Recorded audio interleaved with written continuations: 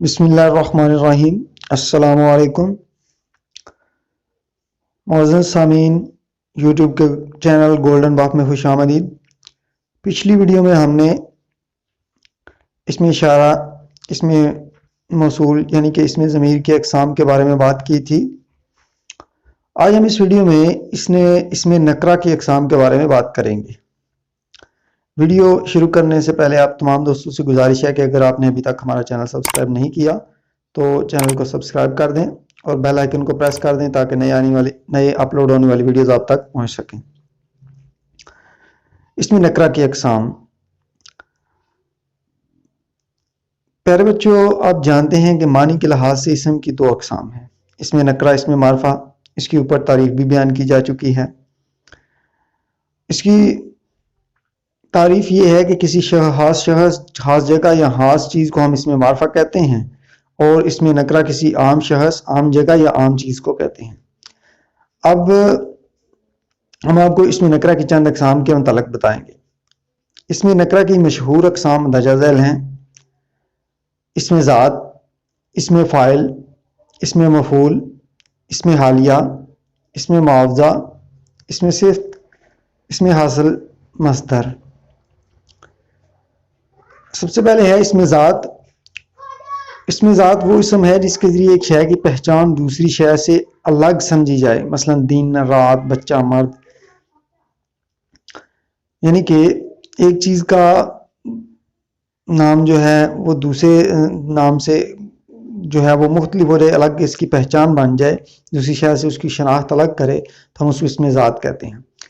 اب اس میں ذات کی اقسام، اس میں ذات کی متعدد اقسام ہیں: اس میں جنس، اس میں ظرف، اس میں صوت، اس میں آلہ، اس میں مصغر یا تصغیر، اس میں مکبر، اس میں جمع۔ اب اس میں جنس کسے کہتے ہیں؟ وہ الفاظ جو الفاظ کسی چیز کی جنس کا تعین کریں انہیں اس میں جنس کہا جاتا ہے، مثلا کوا، گھوڑا، بکری، مرغی، طوطا۔ یعنی کہ کسی دنیا میں بہت سی چیزیں پائی جاتی ہیں، تو جو اس میں جنس جو ہے وہ جنس بتاتی ہے کہ یہ مثال کے طور پر جانور ہیں، اب جانوروں میں یہ کون سی چیز ہے، کوا ہے، گھوڑا ہے، بکری ہے، مرغی ہے، طوطا ہے، تو وہ جنس کے بارے میں بتاتی ہے کہ یہ فلاں جنس سے تعلق رکھتا ہے۔ اس میں ظرف کے معنی ہے برتن کے بھی ہیں اور گنجائش کے بھی ہیں۔ اس میں ظرف وہ اسم ہے جو جگہ یا وقت کے معنی دے، مثلا مسجد، اسکول، باغ، صبح، شام، دن، رات۔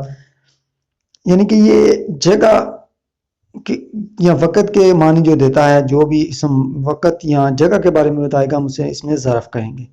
اب آگے اس میں ظرف کی مزید دو اقسام ہیں: اس میں ظرف مکان اور اس میں ظرف زمان۔ اس میں ظرف مکان کون سا ہے؟ وہ اسم جو کسی جگہ یا مقام کے لیے بولا جائے، اس میں ظرف مکان اس کو کہتے ہیں، مثلا لاہور، اسکول، مسجد، کمرہ، اسپتال، سڑک، ڈاک خانہ۔ اس میں ظرف مکان یعنی کہ جگہ، اور زمان یعنی کہ زمانہ وقت، جیسے اوپر والی تعریف میں بیان کیا جا چکا ہے، ان کو آگے دونوں کو پھر الگ الگ کر دیا گیا ہے۔ وہ اسم جو وقت یا زمانے کو ظاہر کرے، اس میں ظرف زمان کہلاتا ہے، مثلا صبح، شام، کل، پرسوں، دوپہر، منٹ، گھنٹہ، مہینہ، سال وغیرہ۔ اب نمبر 3 پہ اوپر والی اس میں نکرہ کی جو اقسام ہے اس کی بات کر رہے ہیں۔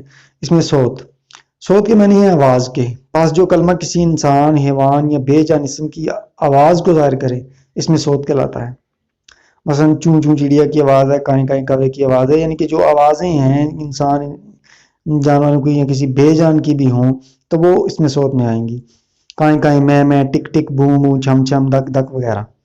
اس میں آلہ وہ اسم کسی آواز، جو اسم کسی آواز یا ہتھیار کا نام ہو، آلہ یعنی کہ آلہ ہتھیار کو کہتے ہیں، اوزار کو کہتے ہیں۔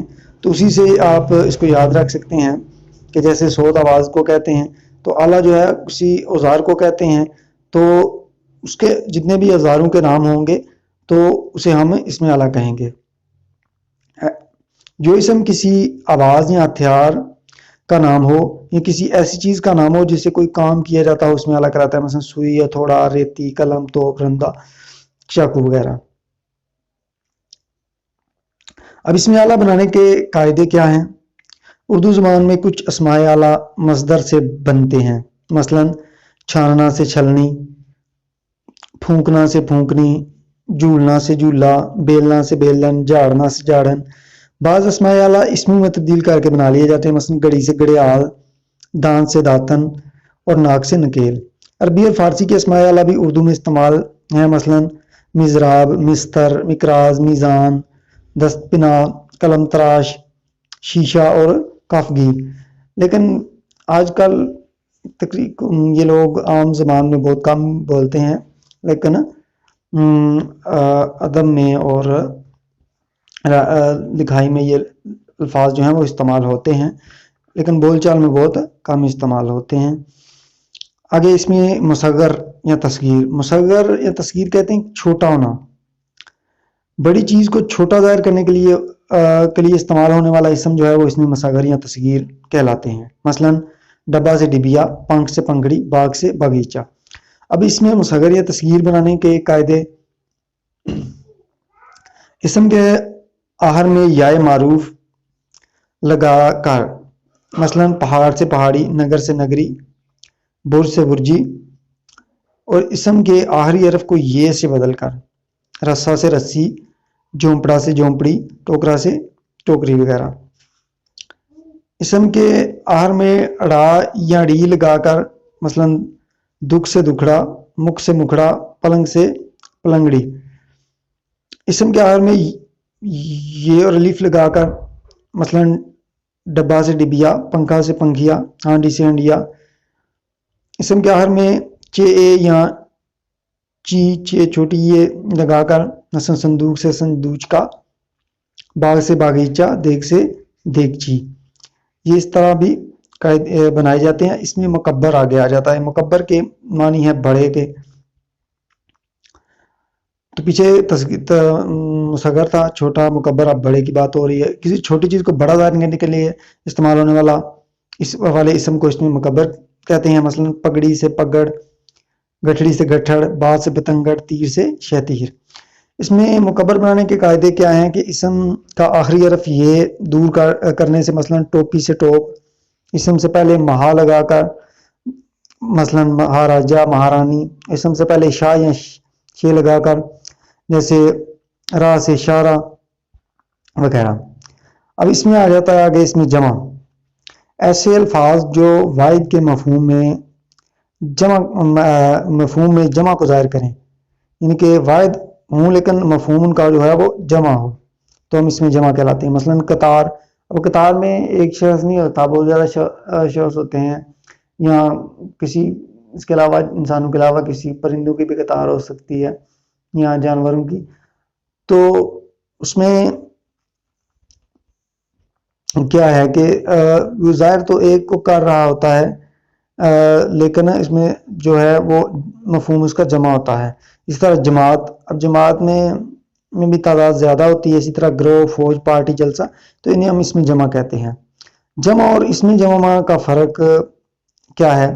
جمع اور اس میں جمع میں بنیادی فرق یہ ہے کہ جمع کے مقابلے میں واحد موجود ہوتا ہے، مثلا عبارات کا واحد عبارت ہے اور مدارس کا واحد مدرسہ ہوتا ہے، لیکن اس میں جمع کا واحد نہیں ہوتا، اس کا فعل ہمیشہ واحد آتا ہے، مثلا قافلہ جا رہا ہے، ٹھیک ہے۔ البتہ واحد کی طرح اس میں جمع کی بھی جمع بنا لیتے ہیں، اسی صورت میں فعل بھی جمع آئے گا، مثلا محفل سے محافل اور مجلس سے مجالس۔ آج کی ویڈیو کے لیے اتنا ہی۔ اگلی ویڈیو میں ہم اس میں فائل اور اس کے اقسام کے بارے میں بات کریں گے۔ ویڈیو دیکھنے کا شکریہ۔ اللہ حافظ۔